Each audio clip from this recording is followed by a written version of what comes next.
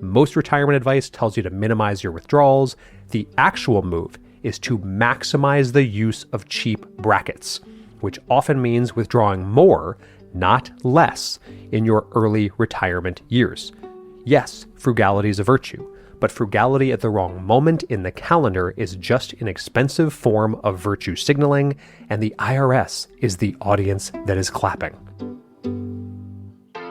Hello friends, this is Tyler Gardner welcoming you to another episode of your Money Guide on the Side, where it is my job to simplify what seems complex, add nuance to what seems simple, and learn from and alongside some of the brightest minds in money, finance, and investing. So let's get started and get you one step closer to where you need to be. Quick note before we dive in. July's pre-order incentive for my book, Real Wealth, is live, and this one is for the investors who are ready to go beyond the basics. Pre-order this month, tell me you did at tylergardner.com/book, and I'll send you Investing 2.0, Beyond the Foundation, a full-hour video presentation on the 5 things every investor needs to know after they've mastered the fundamentals. Yours to keep, delivered to your inbox digitally in early August. And if you pre-order now, you're locked in for every monthly incentive through December 1st. tylergardner.com/book. Now let's get into it. There's a question I want you to sit with before we get into anything technical today. If you spent 40 years saving, and you have, let's just say, $1.5 million distributed across a traditional IRA, a Roth IRA, and a taxable brokerage, in what order should you spend it? Most retirement content gives you the same 3-word response: taxable, traditional, Roth. Spend the taxable account first, then the traditional 401k, save the Roth for last. It's tidy, it's repeatable, I certainly can endorse it, and it fits on a single Instagram carousel. It is the financial advice equivalent of lather, rinse, repeat. A phrase that exists more because it's satisfying to say than because it is, on inspection, correct for everyone. It also can be, for you, completely wrong. Not because the logic is bad. The logic is actually quite reasonable, but because the question itself is bad. The question assumes the only thing that matters is minimizing the tax bill across your retirement, and the question forgets that a retirement goes beyond the math problem. A retirement is a 30-year compound experiment in your life, your taxes, your health, your spouse, your heirs, your moods, your relationship to time itself. There's a passage in Wendell Berry, the farmer and essayist, one of the great American thinkers on the question of how a person should actually live, where he distinguishes between solving a problem and answering a question. A problem, Berry writes, can be solved once. A question must be answered continuously, in the daily practice of being alive, often without resolution, and sometimes without even progress. The technical part of retirement is the problem. The withdrawal order is the question. You will answer it every year for the rest of your life. And, I'm sorry, you will never solve it. So today we're going beyond the 1.0 of taxable traditional Roth, and we're going to the 2.0. And in my mind, we're doing something much, much better. Welcome to part 2 of the Decumulation series. 5 parts. The series is a direct response to all of you who took the reader survey a few months back and told me almost in unison that the conversation everyone is having about retirement is the wrong conversation. You don't want more accumulation content. You want help with the part where you actually spend it. So today, the withdrawal order, the real one. Part 1. Why the withdrawal order is not what you think it is. I want to start with an idea that almost no creator in the personal finance space talks about because it sounds a little depressing and it doesn't sell courses. It's this: the optimal withdrawal order changes every single year. I know how much you hate me right now. It's not depends on your situation. It's not varies by individual. It actively, structurally changes year to year because the variables that determine the right answer, your taxable income, the tax brackets, the ACA subsidy cliffs, the IRMA thresholds, the market's performance, your projected longevity, your spouse's health, the political composition of Congress, and your own mortality table, none of those things hold still. A withdrawal order that was optimal in 2026 might be suboptimal in 2027. The decision is not made once in a vacuum. It is made every year for the rest of your life, and anyone telling you there's a fixed answer is selling you the illusion of certainty in a domain where certainty does not exist. Welcome to life. You know this by now. This is the first thing I wish someone had told me when I started managing portfolios for other people. The withdrawal phase is not an algorithm. It's an annual decision-making practice.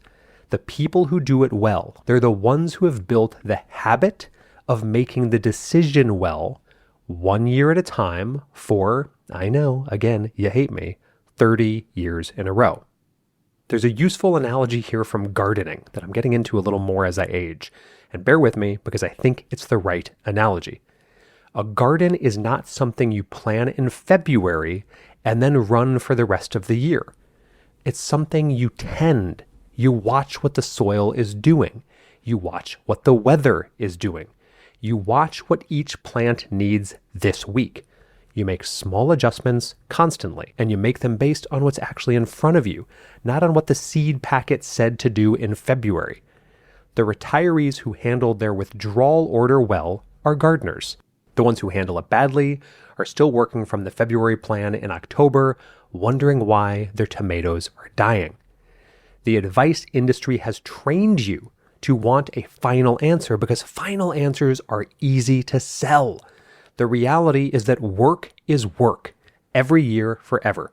You're not solving a problem, you're tending a garden.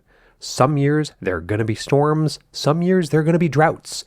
Some years everything just grows and it's phenomenal and you sit on the porch and you feel briefly competent. The garden does not stop being a garden because you've decided you're tired of tending it. Okay, enough with the analogy, and with that framing in place, let's actually look at how to tend it. Part 2. The tax bracket topography most people never think about. Here's something most retirees have looked at 100 times and somehow never actually seen. Pull up the federal tax brackets. Married filing jointly, 2026. There's a 10% bracket from 0 up to about $25,000, then 12% up to $100,800, then 22% up to $211,400, then 24% up to $403,550. Now, quick pro tip / reminder, just remember this is after the 2026 standard deduction, which most people will end up taking. So your real gross income would be what's mentioned above, plus $32,200, as is the 2026 standard deduction. Now, most people look at these numbers and just see that, a list of numbers. What they don't see is the strategic terrain, the shape of the thing, and how you could use it to your advantage. This is, I think, one of those moments where geography is a better teacher than math. If I gave you a topographical map of a mountain range, you would not look at it and see a list of elevations. You would see passes and ridges and cliffs and gentle slopes.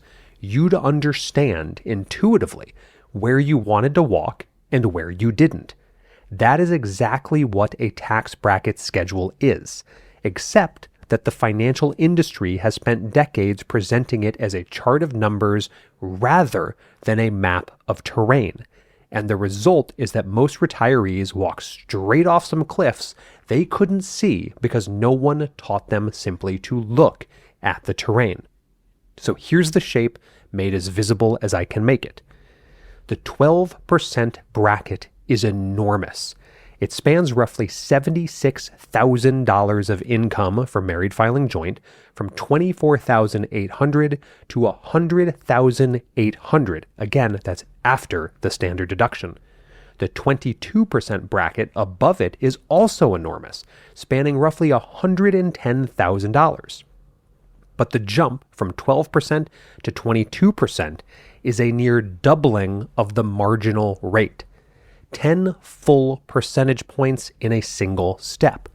The terrain at that boundary is not a gentle slope. It is a cliff, a specific named geological feature of the U.S. tax code that almost nobody draws on the map. That cliff, the transition from the 12% bracket to the 22% bracket, is, in my opinion, the most consequential tax feature in the entire United States tax code for retirees, and nobody talks about it. This episode is brought to you by Caldera Lab. Time for a quick confession. In high school, my AOL screen name might have been Pretty Boy Durden. That was my actual nickname, because while other guys were collecting baseball cards and playing real sports, I might have been collecting skincare products and taking my appearance embarrassingly seriously. The problem back then, almost nothing was actually made for me. Everything was either borrowed from my mom's shelf or smelled like a department store had a mild panic attack. Which brings me to Caldera Lab. They make high-performance skincare specifically engineered for men, and it's science-backed and clinically tested. The regimen is 4 simple steps that I love. The clean slate cleanser, the eye serum for when I look like I've been up writing YouTube scripts until 2 a.m. because most likely I have been, the base layer moisturizer, and the Good, their best-selling serum with over 3.4 million antioxidant units per drop. And it's backed by real clinical testing, not just a charade of marketing claims. 100% of participants said their skin looked smoother and healthier, and 94% said it looked younger overall. I use it every night, and I'm luckily at the point where the only sentient being judging me in the background is my bloodhound. Pretty Boy Durden has been playing the long game since 1998, and consistency will always beat quick fixes, both in skincare and in investing. So if you've been meaning to take better care of your skin, this is an easy place to start. Head to calderalab.com/Tyler and use code Tyler for 20% off your first order. That's calderalab.com/Tyler. This episode is brought to you by Copilot Money. I have a group chat with 4 of my closest friends from my finance days. Between us, decades of managing other people's money, multiple licenses, and an embarrassing amount of opinions about actively managed funds. These are not people who download budgeting apps. These are people who tend to mock budgeting apps. And yet, every single one of them uses Copilot Money. The group text now contains, between bond market commentary and Bills game updates, sincere love letters to a finance app. One texted last week, "I finally feel like my financial life is in one place." That's from a guy who manages 8-figure portfolios. Here's why people who actually know money land here. It tracks spending, net worth, investments, savings goals, and budgets in one dashboard. And it's beautiful to look at, which shouldn't matter, but does when you're building a habit. It auto-categorizes transactions, it tracks subscriptions, so you'll finally find the streaming service you forgot about and the gym membership you've been emotionally lying to yourself about since February. It works across iPhone, iPad, Mac, and web. And, best part, they don't sell your data. It's the only personal finance app to win an Apple Editor's Choice Award, an Apple Design Awards finalist, and it has 4.8 stars from over 28,000 reviews. So go to copilot.money/Tyler, use code Tyler2, that's Tyler and the number 2, for 2 free months. That's copilot.money/Tyler. Here's what it means in practice. Every dollar of retirement income you can keep under that $100,800 ceiling is taxed at 12% or less. Every dollar above it, including the very next dollar, is taxed at 22% or more. The marginal rate on dollar number 100,801 is almost double the marginal rate on dollar number 100,800. $2 waking up next to each other, going to completely different fates. One escapes the IRS at 12%. The next one pays 22% for the privilege of being a little later to the party. This is what I call a withdrawal cliff. and the strategic implication is enormous. In any given year, especially in retirement, you want to fill the 12% bracket to the absolute edge and not $1 over if you can help it and if you can live that way. Every dollar of room you leave in the 12% bracket is a dollar you've handed back to the IRS in a future year because that dollar has to come out eventually. And if it comes out in a 22% year, you just paid an extra 10 cents on it for no reason. I've watched retirees do exactly the wrong thing here. They begin retirement by living frugally. They've been told to be scared of sequence of returns. They've been told to only take out 1 or 2% of their assets. So they draw $50,000 a year from a $2 million traditional IRA. And then they feel virtuous about their discipline. And then RMDs hit at age 73 and force them into the 24% bracket, maybe for the rest of their lives. You might have left $50,000 of room in the 12% bracket for 10 consecutive years. That's $500,000 of taxable income that could have come out at 12% and is now potentially coming out at 22% or above. That's potentially over $50,000 in additional taxes paid for the privilege of being frugal at the wrong time. The optimal annual decision is not how little you can withdraw. It is how much you can withdraw to perfectly fill the cheapest tax bracket available to you. Some years, that means draining the traditional IRA. Some years, it means realizing capital gains in the brokerage. Some years, it means converting traditional dollars to Roth dollars while you still have the room, especially if you don't need the money. It's a topographical question. Where are the cliffs? Where's the open ground? How do I move my income across the terrain so that I am always walking on the flattest, cheapest part? Most retirement advice tells you to minimize your withdrawals. The actual move is to maximize the use of cheap brackets, which often means withdrawing more, not less, in your early retirement years. Yes, frugality is a virtue, but frugality at the wrong moment in the calendar is just an expensive form of virtue signaling, and the IRS is the audience that is clapping. Part 3, asset allocation, or how to put the right tool in the right drawer. I'm going to make this a quick segment because this is the kind of thing that gets confused constantly, and I want to clear it up before we go further. Asset allocation is the mix of stocks, bonds, cash, real estate across asset classes in your portfolio. Let's say 70% equities, 30% bonds. That's how you allocate the money. Asset location is which type of account holds which asset. Bonds in the traditional IRA, stocks in a taxable account, international funds in a Roth. That's location. And so few retirees I know prioritize location. Everyone talks about allocation. And in retirement, location matters more than allocation because the tax treatment of each account type interacts with the asset's characteristics in ways that compound over 30 years. A small mental model that might help. Think of your 3 account types: traditional IRA, Roth IRA, taxable brokerage, as 3 different drawers in a workshop. They're not the same drawer. Each has different lighting, different humidity, different access rules, and a serious craftsman does not throw every tool into the nearest drawer. The good chisels go in the climate-controlled cabinet. The drill bits go in the magnetic tray. The lumber pencil goes in the apron because you reach for it constantly.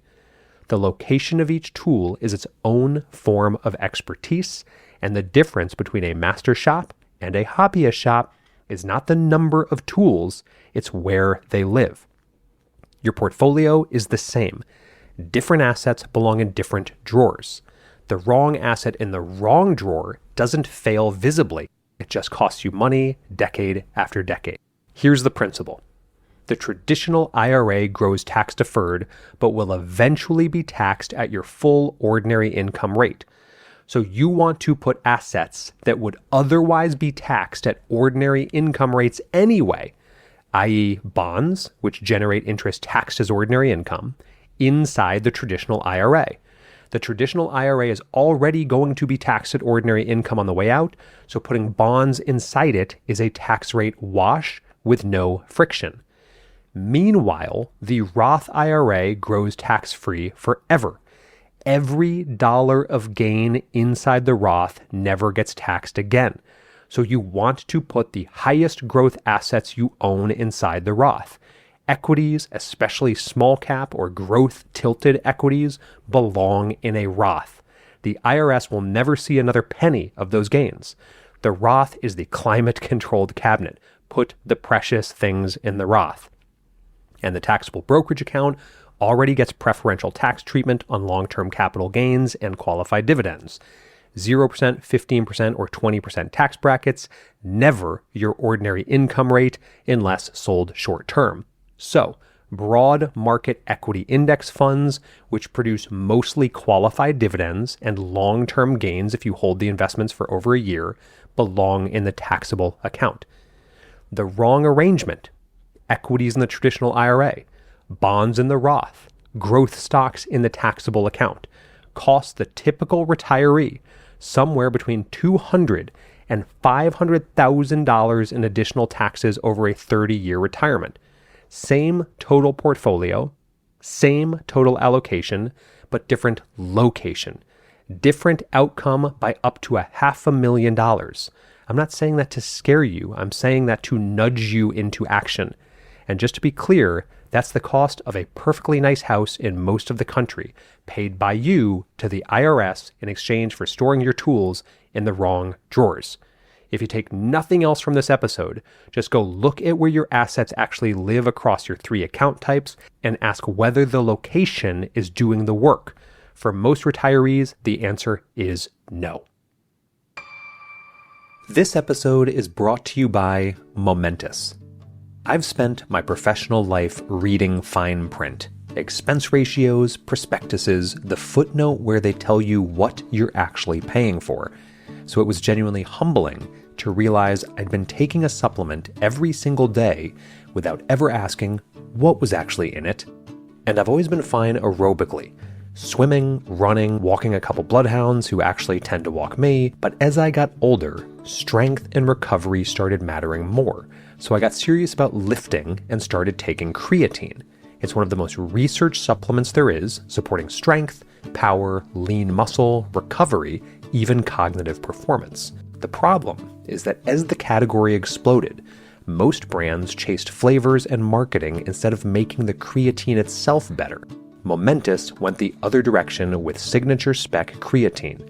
It's manufactured in a pharmaceutical facility using reverse osmosis water purification, verified through a 6-stage testing process with 4 independent agencies, 10 times fewer impurities, and 2 to 5 times tighter heavy metal limits. 4 independent agencies. That's not a marketing claim, it's how I know I actually trust it. And that's the Momentous standard. And selfishly, the ultrafine powder actually dissolves, so I'm no longer chewing my morning drink. So if you want to try Momentous Signature Spec Creatine, head to livemomentous.com and use code Tyler for up to 35% off your entire first order. That's livemomentous.com, promo code Tyler for up to 35% off. livemomentous.com, promo code Tyler. This episode is brought to you by LMNT. Heading into the summer, LMNT just dropped what is essentially their version of an Arnold Palmer, lemonade iced tea, and I currently have a full pitcher of it sitting in my fridge. A little caffeine alongside the salt and electrolytes is exactly what I want after a long walk through the woods with the bloodhounds, or in the late afternoon when I'd otherwise be reaching for a second cup of coffee that I don't actually need. But here's what makes this different from other energy drinks. Most energy drinks use synthetic, isolated caffeine. LMNT uses full-spectrum, organic black tea extract from Kericho, Kenya, 7,000 feet of elevation, so the caffeine comes with its naturally occurring L-theanine and polyphenols. The result is steadier energy, less spike, less crash, and only 50 milligrams of caffeine per serving. Enough to matter, not enough to regret. Head to drinkelement.com/Tyler, become an LMNT insider, and you'll get 4 boxes for the price of 3. That's drinklmnt.com/Tyler. And even though I love this new flavor, this does nothing to diminish my feelings about mango chili and watermelon salt. Part 4, the sequence of returns risk window and why order is everything. Sequence of returns risk, as you've heard me talk about before, is the technical term for the fact that the order in which your investment returns happen matters enormously in retirement. There's a useful way to think about this that I have stolen from, of all places, the chemistry textbook, and I was terrible at chemistry. But in chemistry, there's a concept called path dependency, the idea that for certain reactions, the order in which you add the ingredients fundamentally determines what you end up with. Same ingredients, same final amounts, different order of addition equals different compound. You cannot make caramel by adding the sugar after the heat has burned the butter. You cannot fix it by stirring harder. The order was the recipe. Retirement returns are like that. If your portfolio returns negative 20% in the first year, and then positive 20, positive 20, positive 20, positive 20 over 5 years, while you're withdrawing 5% annually, you end up in a very different financial position than if it returns positive 20, positive 20, positive 20, positive 20, and then negative 20 over 5 years while withdrawing the same amount. Yes, same average return, same withdrawals, wildly different outcomes. Because withdrawing during a downturn at the beginning of retirement locks in losses on assets you needed to fund the rest of your life. Every retirement creator on the internet has covered this. I know that. But what none of them seem to talk about is the part that actually matters. The danger window is not symmetric. The first 5 years of retirement carry more sequence risk than the next 25 years combined. Not because the math is special in years 1 through 5, but because at year 5, your withdrawal rate as a percentage of your remaining portfolio either has dropped if returns have been good and you've left the principal intact, or has structurally shifted your financial life into a different category of vulnerability if returns have been bad. Let's say you retire with $1 million and the market drops 30% in your first year. You're now withdrawing from $700,000 instead of $1 million. Your $50,000 annual withdrawal that was a 5% draw is now 7.1% draw. Bad markets in year 1 don't just hurt your balance, they restructure your withdrawal rate, often permanently. The implication that almost nobody draws out: during years 1 through 5 of retirement, you should be operating with an aggressively conservative cash position, even if it costs you long-term returns. I addressed this specifically in part 1 of this series, and if you didn't listen to that, I'd suggest you go back and do. This contradicts standard advice. Standard advice tells you to stay heavily invested in equities to maintain growth over a 30-year horizon. The math of that is correct over 30 years, but the math of that is catastrophically wrong over years 1 through 5 if the market happens to drop in that window. Here's what that looks like in practice. Rather than holding the same 70-30 allocation throughout retirement, you could run a 60-40 in years 1 through 5, then increase your equity allocation back to 70-30 or even to 75-25 in years 6 through 15, once the sequence risk has burned off. This is sometimes called the rising equity glide path, and it's the opposite of what every target date fund does. This is yet another reason I don't love target date funds. The target date funds decrease equity exposure as you age. The research that we've been over from Wade Pfau and Michael Kitces, both serious academic finance people, neither of whom you've probably heard of unless you're deep in the weeds on this stuff, suggests that's exactly backwards. You should be most conservative when you retire. Then, as the danger window passes and your portfolio either survives or doesn't, you can take on more risk again. Yes, it's counterintuitive, and yes, I believe it's correct. Part 5. The calendar question nobody asks. Here's a thought experiment I want you to take seriously for a moment. You retire in early January. Your first move is to fund the year ahead. You draw, let's say, $80,000. The question, do you draw it all at once on January 2nd, or do you draw it monthly throughout the year? The default answer is monthly. It feels more orderly. It mirrors the rhythm of your old paycheck. It produces a stable cash flow. The personal finance industry loves that answer. But here's what monthly withdrawals actually do mathematically. They mean that in any given year, roughly half of your $80,000 has been invested longer than the other half. The first month's withdrawal came out in January. The last month's withdrawal sat in the market until December. On average, your withdrawal money was invested for 6 months while in transit instead of 0 months, which means monthly withdrawals are equivalent to leaving an additional half year of withdrawal money in the market in expectation. On $80,000, that's $40,000 of extra market exposure. Over 30 years of retirement at potential 7% real returns, that effect compounds. The math says monthly withdrawals will outperform January 2nd lump sum withdrawals by roughly $50,000 to $80,000 of accumulated value across a 30-year retirement. But, and this is the part that has been completely under-theorized, that's the math answer. The life answer might be very different. Because here's what monthly withdrawals also do. They keep you in psychological proximity to the market every single month. They turn every minor market dip into a question of whether to delay the withdrawal. They invite micromanagement.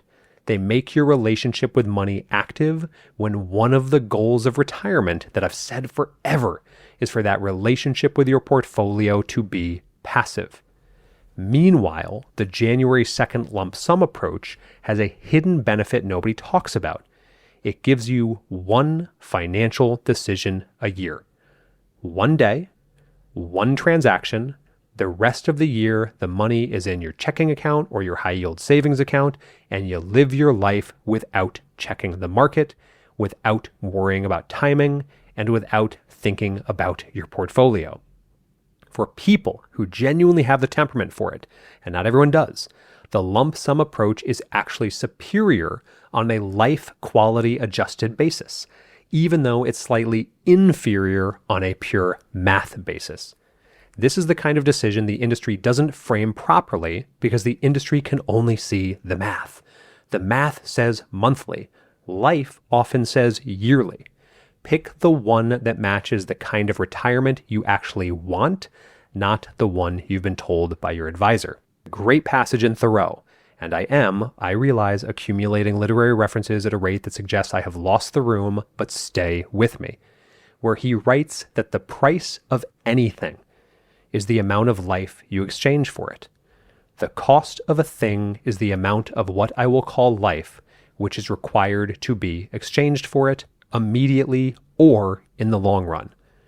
The monthly withdrawal approach is mathematically superior by some 5-figure margin over 30 years. The lump sum approach, to me, is life superior.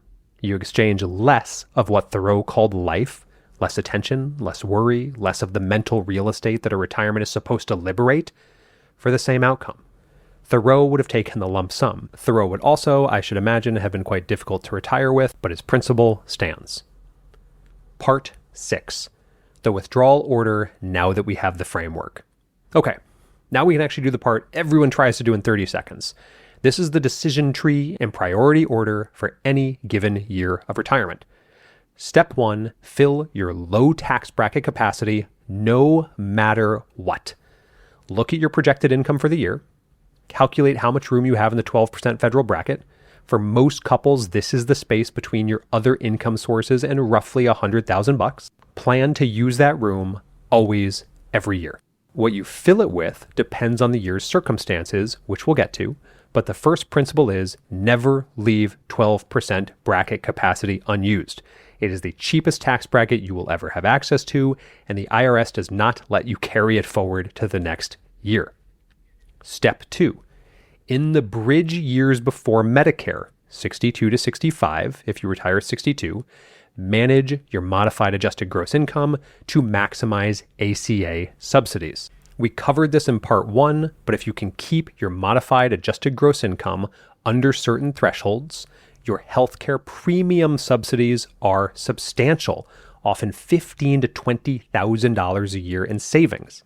This means, in the bridge years, underfill the 12% bracket. The few $1,000s of additional tax you pay by leaving room in the bracket is dwarfed by the ACA subsidy savings. The taxable, traditional Roth question gets subordinated to the Medicare modified adjusted gross income question. But after age 65, that consideration drops away, as Medicare doesn't have ACA-style subsidies, and you can go back to filling the 12% bracket aggressively. Step 3. Once basic income needs and tax bracket fill are handled, do Roth conversions with whatever capacity remains.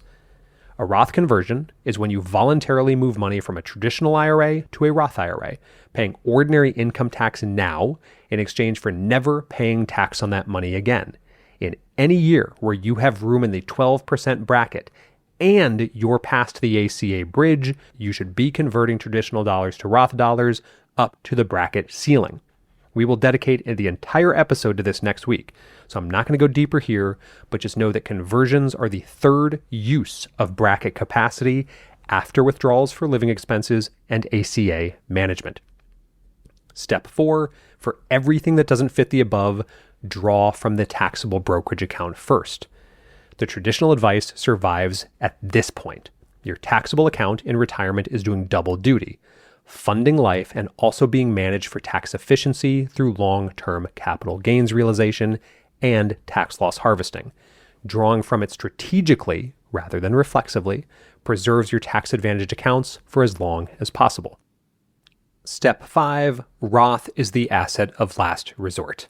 You know this, we've talked about it at length, so I will just leave it at that if you can afford to do so, the Roth is the single best estate planning tool to which you and your family will ever have access.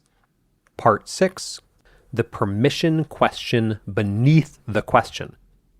I want to close with something that's not technical at all. And after that last section, yes, we can all take a quick breath.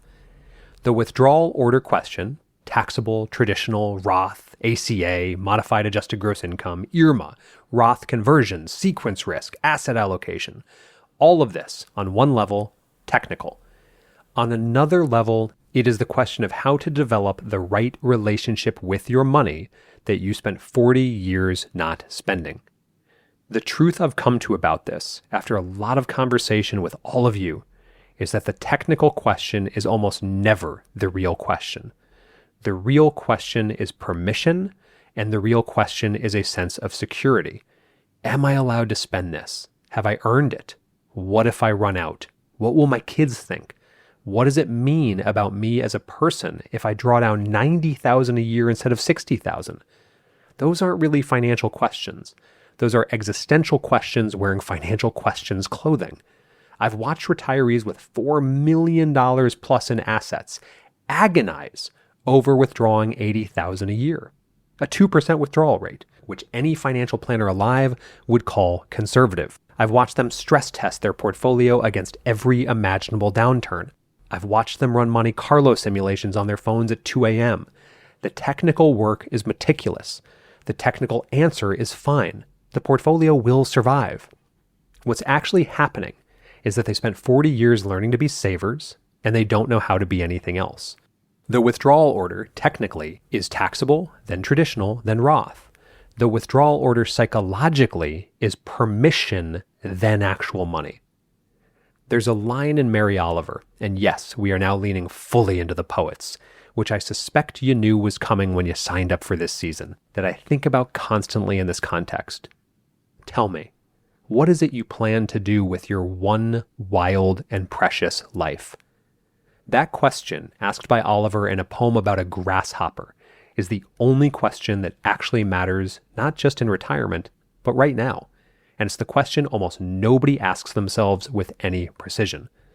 The Monte Carlo simulation at 2 a.m. is, on some level, a way of avoiding the Oliver question. The math, and this has been true in my life beyond anything else, serves as a wonderful distraction. The technical answer is your hiding place. That's part 5 of this series, from saver to spender. But I want to plant that seed now because if you take only the technical content of this episode and leave that permission piece on the table, you might do the right math and live the wrong retirement. Yes, the technical work matters. The technical work is what this episode and the next 2 episodes will be about, but the technical work is in service of the larger question. What kind of retirement do you actually want? That the technical work cannot answer. So hold both, be ruthless on the math, but be generous with the permission. That's part 2, the withdrawal order the way I'd actually teach it. To recap briefly, the optimal order is going to change every year. Anyone telling you otherwise is selling you certainty. You're not solving a problem, you're tending a garden. The 12 to 22% tax bracket cliff is the most consequential feature of the U.S. tax code for retirees. Fill the cheap bracket every year. Don't be frugal at the wrong time, because frugality, yes, it's a virtue, but frugality at the wrong moment in the calendar is just expensive signaling. Asset location matters more than asset allocation in retirement, so look at where your assets live, not just what they are. The right tool in the right drawer. Sequence of returns risk is often asymmetric, so you'd want to be more conservative in years 1 through 5, then increase equity exposure. The rise and glide path is the right shape. The calendar question, monthly versus annual withdrawals, is a life quality decision, not a math decision. Pick the rhythm that matches the retirement you want. Thoreau would have taken the lump sum. The actual order, when you do the work right, looks like fill the cheap bracket, manage modified gross income in the bridge years, Roth convert with leftover capacity, draw taxable next, and use the Roth last. And underneath all of it, the technical answer is in service of a life. Because tell me, what is it you plan to do with your one wild and precious life? This is part 2 of the Art of Decumulation. Next week, part 3, the single most technically dense episode in the series. So bring a pen and, if I'm being honest, a glass of something. We'll talk about Roth conversions, RMDs, and this pesky thing called IRMA that almost no one explains properly and that may well be the most punishing feature of the entire tax code. If this was useful, please consider sharing it with one person who's thinking about these questions. And as always, hope this gives you something to think about throughout the week ahead. Thanks for tuning in to your Money Guide on the Side. If you enjoyed today's episode, be sure to visit my website at tylergardner.com for even more helpful resources and insights. And if you are interested in receiving some quick and actionable guidance each week, don't forget to sign up for my weekly newsletter, where each Sunday I share 3 actionable financial ideas to help you take control of your money and investments. You can find the sign-up link on my website, tylergardner.com, or on any of my socials at socialcapofficial. Until next time, I'm Tyler Gardner, your money guide on the side, and I truly hope this episode got you one step closer to where you need to be.